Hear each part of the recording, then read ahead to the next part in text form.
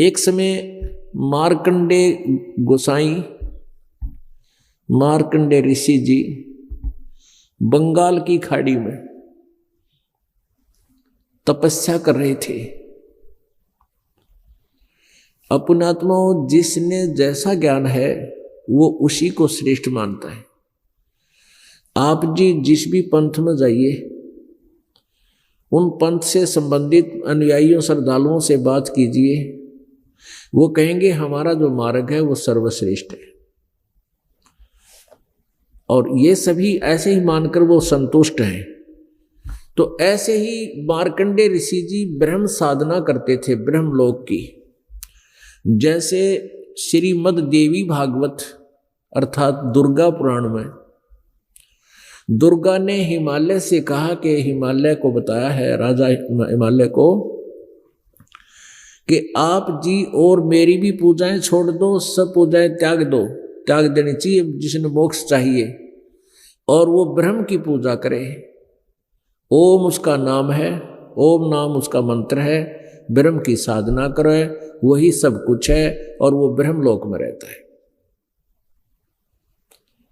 अब मार्कंडे जी को यही ज्ञान था कि उस ब्रह्म की साधना कर रहा था, ब्रह्मलोक की उसने चाह थी, उसकी समाधि अर्थात उसकी जो दिव्य दृष्टि थी भक्ति की, वो ब्रह्मलोक में पहुंच जाती थी। जैसे आप साधना करते हो, जैसे आप जी ने सुना है मेडिटेशन, और ये भी सुना है कि कई कई वर्षों तक बैठे रहते थे ये समाधि लगाने वाले। वो समाधि के सांग है, ये बताऊं आपको, पहले ये डिफाइन करते हैं। समाधि क्या है? जैसे परमात्मा की चाह में आत्मा भटक रही है, कोई बाहर भटक रहा है, कोई तीर्थ पर जाता है, कोई गंगा पर जाता है, कोई जमुना पर जाता है, कोई मंदिर मस्जिद गुरुद्वारों और चर्चों में जाते हैं, क्योंकि आत्मा रुक नहीं सकती, परमात्मा की चाह में या लगी हुई है, लगी ही रहेगी जब तक वहां नहीं पहुंच जाती। तो ये जिसको भी जैसा मार्ग किसी ने बता दिया उसी तरह वो चल रहा है। कोई तो बाहर भटक रहा है, कोई शरीर में भटक रहा है। यह शरीर भी एक पूरे ब्रह्मांड का एक इसके अंदर मानचित्र है। आत्मा अंदर से जो मेडिटेशन करने वाले वो वही पुण्यात्मा करते हैं जो पहले जन्मों में भी उनकी यही प्रेरणा और प्रैक्टिस रही है। तो वो अंदर अपनी समाधिस्थ हो जाते हैं, वो किसी कमल में प्रवेश कर जाते हैं। हमारे शरीर में रीढ़ की हड्डी जो है, या बैकबोन बोलते हैं, पिछली साइड में, इस बैकबोन के अंदर की तरफ, ये रीढ़ की हड्डी बाहर की तरफ, ये अंदर की तरफ समझो, इसके अंदर ऐसा ही अलग से गैप है जैसे ये उंगली की खाल है, और इसके बीच में एक बहुत ही बारीक नाड़ी तंत्र है, और उसके ऊपर फिर मांस चिपका हुआ है। उसमें फिर ऐसे जगह जगह पर कमल बने हुए हैं, कमल जिस तरह टीवी में चैनल होते हैं। तो उन कमलों में उस समाधिस्थ होने वाला जो प्रैक्टिस कर रहा है, कोशिश कर रहा है, मेडिटेशन उसका अभ्यास बन गया, तो क्या करता है, वो किसी कमल में प्रवेश कर जाता है इत्तेफाक से, और उस कमल में यानी उसका वो चैनल ऑन हो जाता है टीवी का, और उसमें जो कार्यक्रम, नाच गाने, कोई एडवर्टाइजमेंट, जो कुछ भी खबर सबर आ रही है, उसको देखने में वो इतना प्रभावित हो जाता है, आगे से आगे देखता रहता है, यहाँ क्या होगा, वहाँ क्या होगा। तो ऐसे उस टीवी चैनल को देखते देखते वो बहुत समय तक बैठा रहता। वैसे ये मन ना टिकने दे एक मिनट भी आपको। ये तो ऐसे मन को चाहिए कोई और अच्छी वस्तुएं, उनको देखने में भी व्यस्त रहता है, और हमें ये ऐसे लगता है जैसे ये बड़ा तगड़ा भगत है, ये बहुत ही अच्छा अभ्यास कर रहा है और मेडिटेशन कर रहा है, बड़ा तपस्वी आदमी है। और वो तपस्वी तभी बैठ सकता है जब उसको कुछ अंदर में और चीजें दिखाई देती हैं, तो जैसे स्वप्न देखते हैं हम, इस प्रकार देखते देखते वो मन, ये आत्मा काफी समय तक ऊपर उन कमलों में घूमती, ऊपर के ब्रह्मांड में घूमती रहती है। कहीं नाच हो रहे हैं, कहीं झरने बह रहे हैं, कहीं फलदार वृक्ष लगे हैं, कहीं बाग लगे हैं, यानी ब्रह्मांड के अंदर ऊपर बहुत गजब के नज़ारे हैं। उन नज़ारों को देखते देखते ये काफी समय व्यतीत कर देता है और फिर उधर से उसका तप माना जाता है कि इसको तप हो गया। तप के बदले में राज्य प्राप्त होता है। कहते हैं तप से राज मदमानम और जन्म तीसरे वो शुक्र समानम, ये प्रतिफल बता दिया। परमेश्वर कबीर जी ने क्या बताया है कि तप से राजा बनता है और राजा के अंदर अभिमान बहुत होता है, जिसके कारण वो इतने पाप इकट्ठे कर देता है, इतने जुल्म कर देता है और अगले जन्म में फिर कुत्ते और सूअर गधे की योनियों में जाता है। तप से राज मदमानम और जन्म तीसरे शुकर समानम, सूअर और कुत्ता बनता है, गधा बनता है। शास्त्रों में लिखा है कि तपेश्वरी सो राजेश्वरी, राजेश्वरी सो नरकेश्वरी। ओए होए, जो अधिक तपेश्वरी माने जो घना तप करता है, तपों में मतलब तपस्वियों में श्रेष्ठ माना जाने वाला, तपेश्वरी सो राजेश्वरी, तो उसको ही ज्यादा समय तक राज प्राप्त होता है, जो घना तप कर रखा है जिसने। और जिसने घना राज मिलेगा वो नरकेश्वरी, यानी उसने नरक भी घना ही भोगना पड़ेगा। तपेश्वरी सो राजेश्वरी, राजेश्वरी सो नरकेश्वरी। नरक में भी इतना ही वो ज्यादा समय मिलेगा जितना उसको तप ज्यादा किया, ज्यादा समय राज्य मिला, तो नरक में भी उसको उतना ही सबसे अधिक समय भोगना पड़ेगा। एक छोटा सा वन था, वन फॉरेस्ट, उसमें ये साधु संत भक्त प्रभु के प्राप्ति में घर त्याग कर वहां रहा करते थे। कुटिया बना रखी थी अलग अलग। आसपास के गांव थे, 3-4 गांव वहां लगते थे। वो श्रद्धालु लोग थे, उन ऋषि महर्षियों की भोजन का व्यवस्था कर दिया करते थे। वो साधुजन गांव में आते थे, कोई लस्सी पी जाता, कोई रोटी खा जाता, ऐसे वो अपनी भक्ति कर रहे थे। एक साधक ने ऐसे ही वो समाधिस्थ होने का प्रैक्टिस कर रखी थी।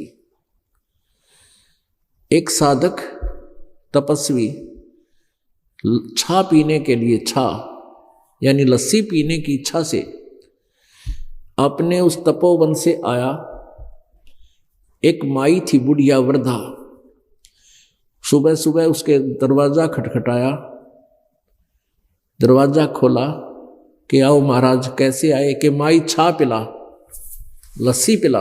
बैठो महाराज, अभी मैं लस्सी तैयार करती हूँ, मक्खन निकालती हूँ, दूध को रिड़कती हूँ, बिलोऊं, आप बैठ जाओ। उनका एक आसन लगा दिया कि माई नीचे बिछोना बिछा दे मेरा, मैं अपना भजन कर लेता हूँ, आप इतने लस्सी बनाओ। अब बुढ़िया लगी वो लस्सी बनाने। आज से पहले दूध बिलोया करते थे, कभी ठंडा पानी घना पड़ गया, फिर गर्म डालती, यानी घंटा 1.5 घंटा लग जाया करता दूध को सेट करने में और मक्खन निकाल कर लस्सी बनाने में।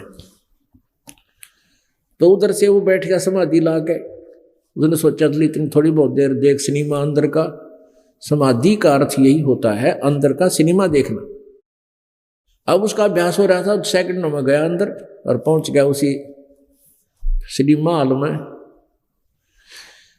अब बुढ़िया ने दूध रिड़क लिया, लस्सी तैयार कर ली, नमक नमक डाल कर जैसे भी, और लेगी। अगले महाराज जी छा पी लो, छा। महाराज जी देखकर सिनेमा ऊपर। यानी जैसे ये मेडिटेशन क्या होता है, जैसे आप कई बार बस स्टैंड पर खड़े होते हो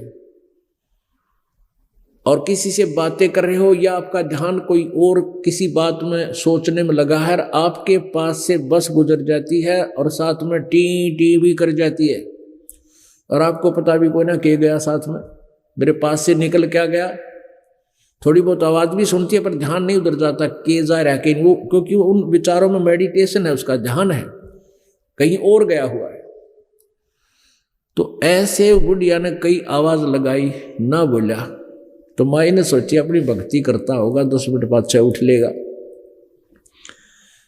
आध घंटे पाछे फिर आवाज लगाई, नहीं बोले। 2-3 घंटे हो गए, जब सूर्य उदय भी हो गया और दोपहर होगी, 10-11 बज गए। तब उसने सोचा बुढ़िया ने, यू महाराज जी तो बोलता है को नहीं, कदे मर गया हो। तो उसने आसपास के गांव के लोग बुलाए कि बाबा जी लस्सी पीना आया था और यूं बोलता है को नहीं। तो गांव के लोग इकट्ठे हुए, आवाज लगाई, महाराज जी, महाराज जी, ना बोलिया। फिर वो तपोवन में गए 2-4 व्यक्ति, उनसे कहा कि महाराज जी ऐसे ऐसे आपका संत महाराज वहाँ लस्सी पीने गए थे, और वो माई ने सारी कहानी बताई उन्होंने। वो बोलता है कोई ना।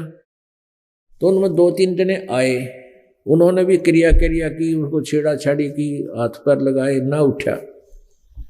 तो उन्होंने कहा कि भाई इसने छेड़ो मत, इसकी समाधि लगी हुई है और इसका ध्यान बहुत दूर चला गया है, और इसको छेड़ना अपने आप ही ये वापस आएगा। अब दोपहर होगी, बाहर बैठा था आंगन में, गर्मियां के दिन थे, तो उसके ऊपर वही झोपड़ी डाल दी ऊपर एक। अब कहने का भाव ये है कि वो काफी वर्षों तक वहीं बैठा रहा।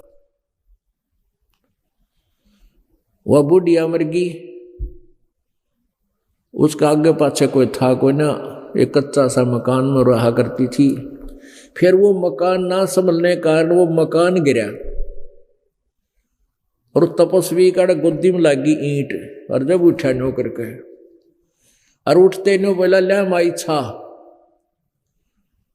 ई बुढ़ उसकी बुआ बैठी थी, ले माई छा।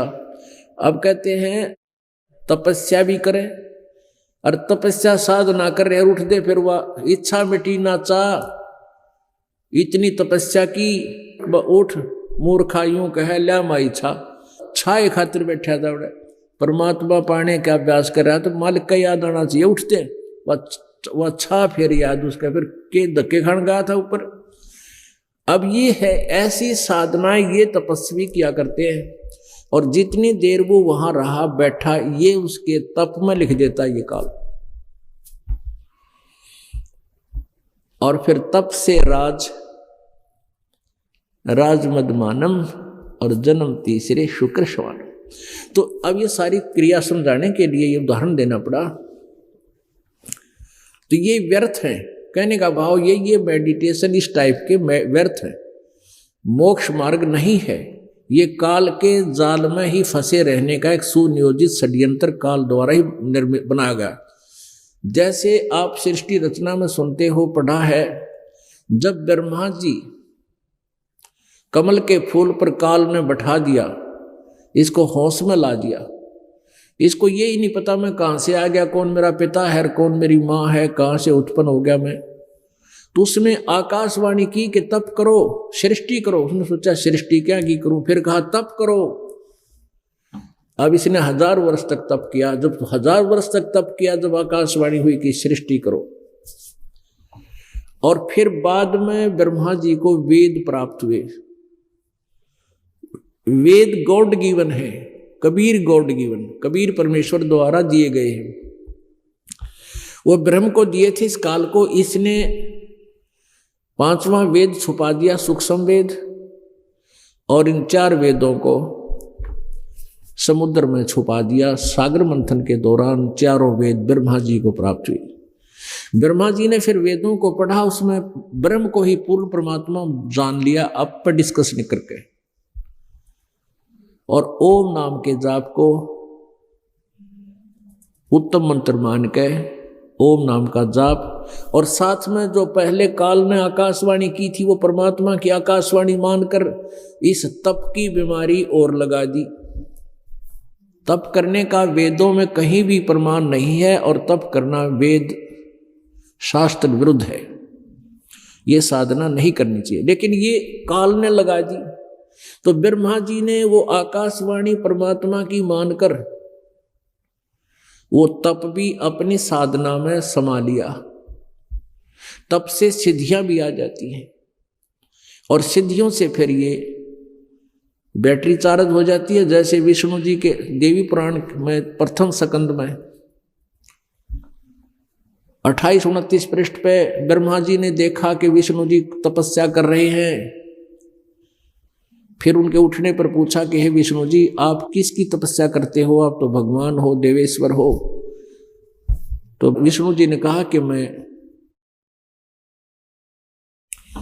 शक्ति दुर्गा यानी दुर्गा की साधना करता हूं, उन्हीं का ध्यान करता हूं और घोर तप करता हूं। घोर तप करके सारा कठिन तप करता हूं, फिर राक्षसों के साथ लड़ता हूं, क्यों बैटरी चार्ज करता है, सिद्धियां प्राप्त करता है, फिर राक्षसों को मार कर वो डिस्चार्ज हो जाती है बैटरी, फिर तप करता है।